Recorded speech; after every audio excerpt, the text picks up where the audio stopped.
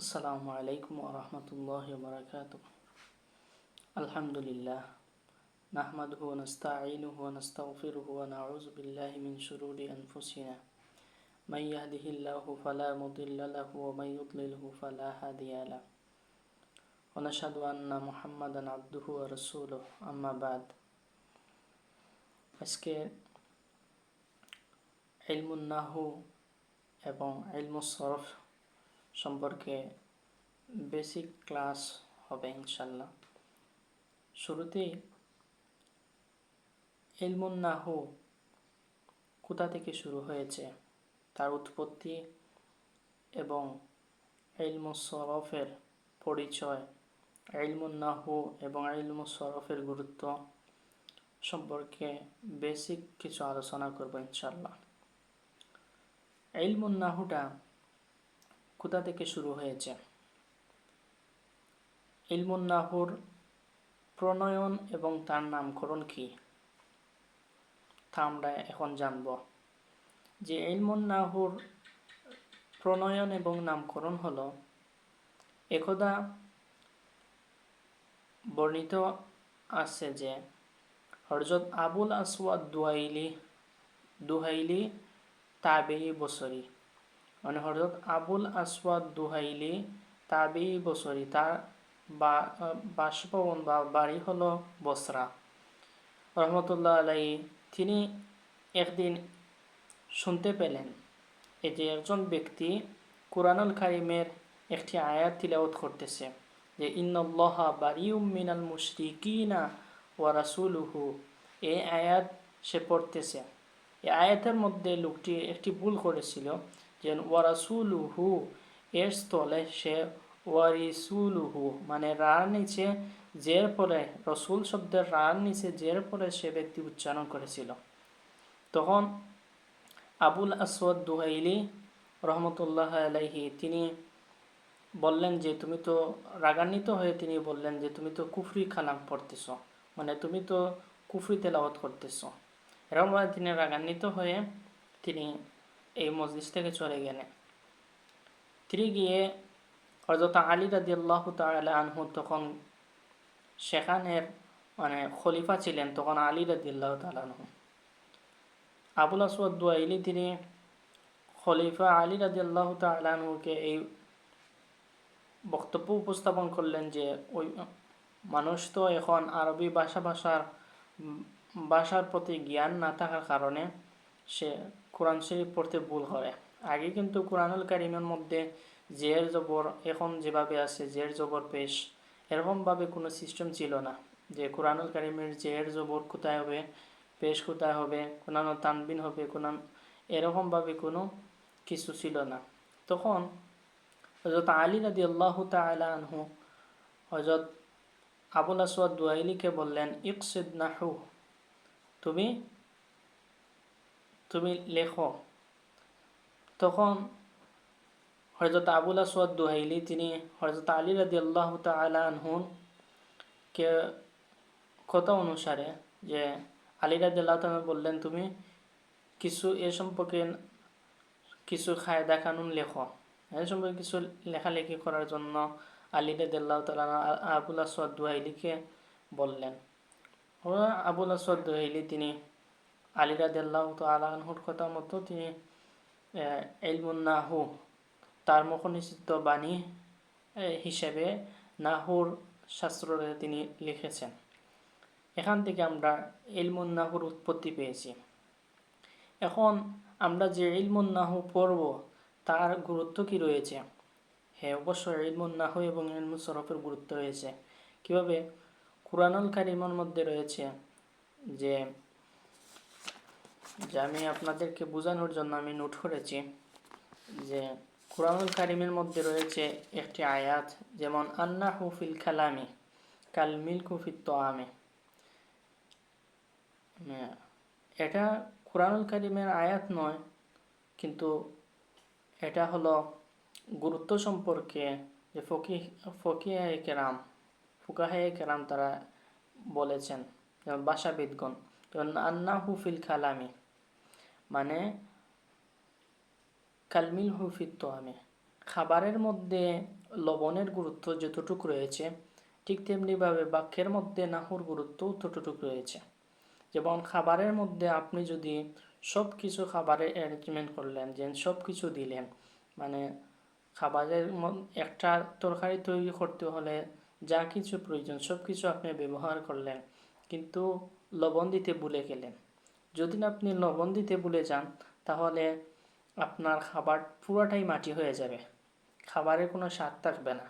ঠিক তেমনিভাবে আপনি বাক্যের মধ্যে যদি নাহুর কায়দা কানুনগুলো আপনি যদি সঠিকভাবে প্রয়োগ না করতে পারেন, তাহলে আপনার বাক্য ভুল হবে এবং এই ভুলের কারণে অর্থটা পরিপূর্ণ হবে না, অর্থর মধ্যে ব্যাঘাত ঘটবে। এর জন্য নাহুর গুরুত্ব রয়েছে। আবার কিছু কিছু নাহুবিদগণ বলেছেন যে না সরফু উম্মুল ইলমে, সরফ হলো ইলমের মাথা, সরফ হলো ইলমের মাথা, ওয়ান নাহু আবুহা, এবং নাহু হলো তার পিতা, মানে সরফের পিতা হলো নাহু। দেখেন কতটুকু গুরুত্ব করেছেন, যেন এগুলার দরকার আছে কি না। আবার দেখেন কিছু কিছু দার্শনিকরা উর্দু একটি শের লিখেছেন, যেনে সরফের গুরুত্ব সম্পর্কে উর্দু শের বলেছেন, যেন সরফে ইয়ারান মাগজে বাউদ জুসিগা, নাহু ইয়ারান মাগজে বাউদ জুসিহা। মানে হলে ওহে নাহু শিক্ষার্থী, ওহে সরফ শিক্ষার্থী বন্ধুরা, সরফ শিখতে হলে তোমাদের মগজকে কুকুরের মগজের ন্যায় তৈরি করতে হবে।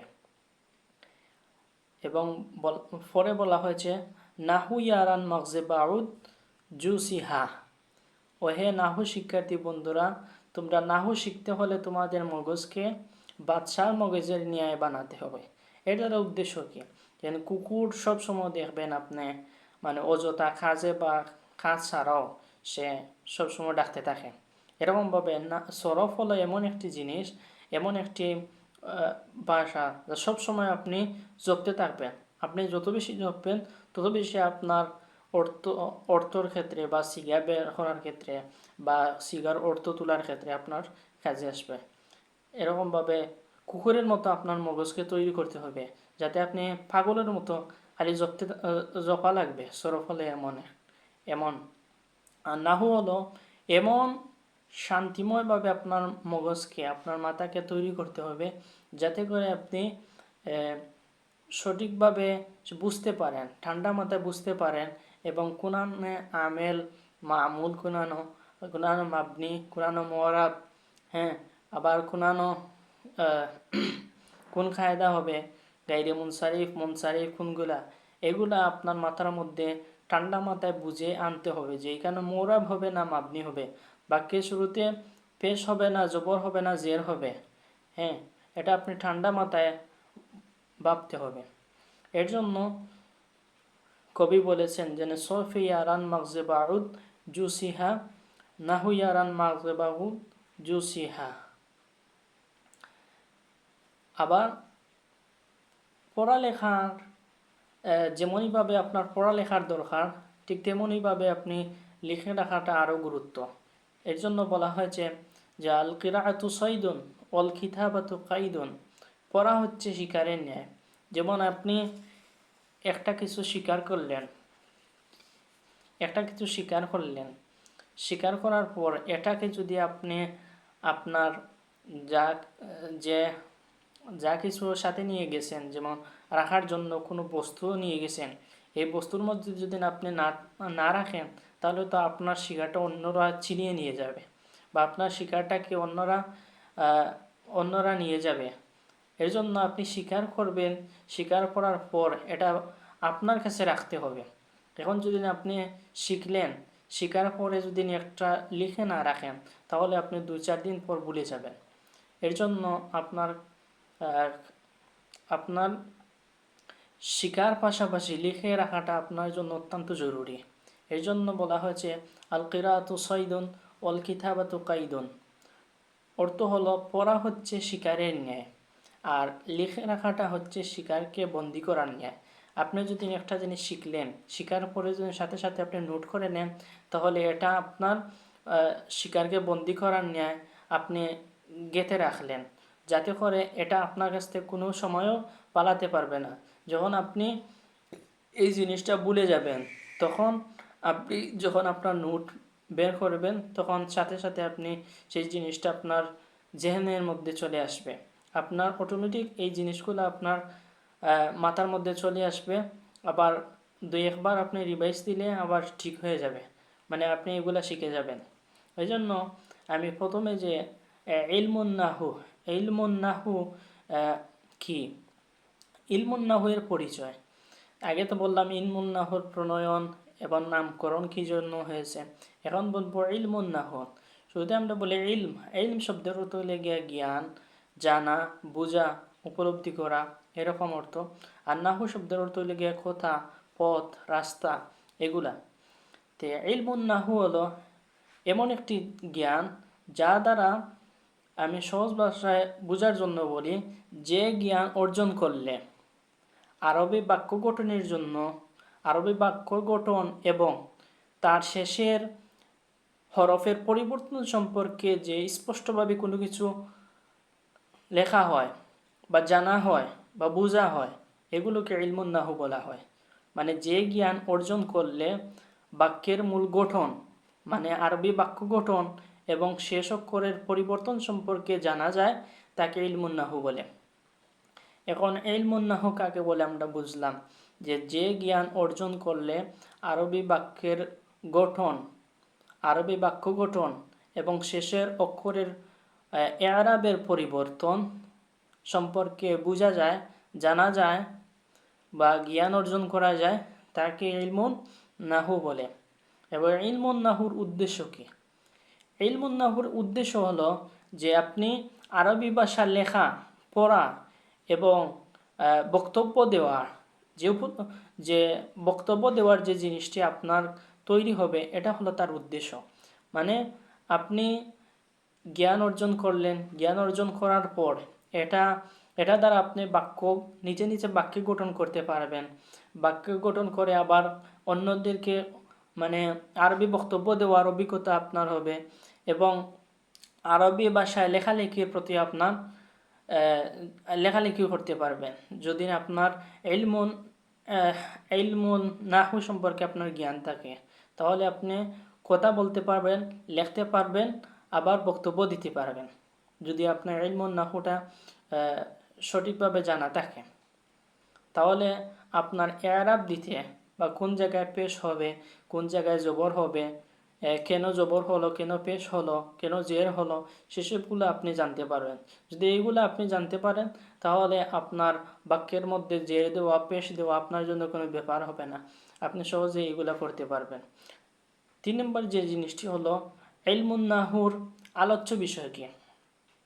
ইলমুন নাহুর আলোচ্য বিষয় হলো দুটি, একটি হলো কালিমা, অন্যটি হলো কালাম। কালাম মানে হলো বাক্য, বক্তব্য, এগুলা। আর কালিমা শব্দের অর্থ হইল গিয়ে আপনার কথা, পথ, এগুলা বুঝায়। এখন হলো যে আমরা যে মুখ দিয়ে যা কিছু বলি, এগুলোকে আমরা বলি শব্দ। আমাদের মুখ থেকে যা কিছু বাইর করি, আমরা কথা বলি, এই কথা বলাটারে বলা হয় লফজ। এই লফজটাকে দুই ভাগে ভাগ করা হয়েছে। যেমন লফজ কি? লফজ হলো মানুষের মুখ থেকে যা কিছু বের হয়, তাকে বলা হয় লফজ বা শব্দ। তো এই লফজটা বা শব্দটাকে আবার দুই ভাগে ভাগ করা হয়েছে। প্রথম ভাগ হলো যে মাউদু এবং দ্বিতীয় ভাগ হলো মুহমাল। প্রথম হলো মাউদু, দ্বিতীয়টা হলো মুহমাল। মাউদু মানে হলো অর্থবোধক আর মুহমাল মানে হলো অর্থহীন। মানে আমাদের কথাবার্তার মধ্যে, আমাদের চালচলনের মধ্যে কিছু জিনিস আছে অর্থবোধক, কিছু আছে অর্থহীন। মানে কোনো কিছুর অর্থ আছে, আবার কোনোটার অর্থ নেই। তো মাউদু যে জিনিসটা আমরা কথা বলতে হলে, যেমন আমি বললাম জায়েদ বা রজুলুন, আবার ইমরাতুন, এগুলো একটা নাম বললাম। যেমন বললাম জায়েদ, বললাম কাউসার বললাম, নাজমুল বললাম, বা এরকম টাইপের নুরুল বললাম, এগুলো আমরা বলার কারণে যে আমরার ভিতর থেকে অর্থবোধক একটি শব্দ বার হয়েছে, যেন কাউসার অর্থ আছে, নুরুল অর্থ আছে, হ্যাঁ, নাজমুল অর্থ আছে, এক একটার এক একটা অর্থ রয়েছে। কিন্তু আপনি যখন হাঁচি দিবেন, হাঁচি দেওয়ার সময় এটার কোনো অর্থ কি বোঝা যায়? এটা অর্থহীন, এটার কোনো অর্থ নেই। যেমন আহ, আপনি আহ বললেন, আহ বলার সময় কি এটার কোনো শব্দ হয়েছে? শব্দ হয়েছে, বাট এটার কোনো অর্থ নেই।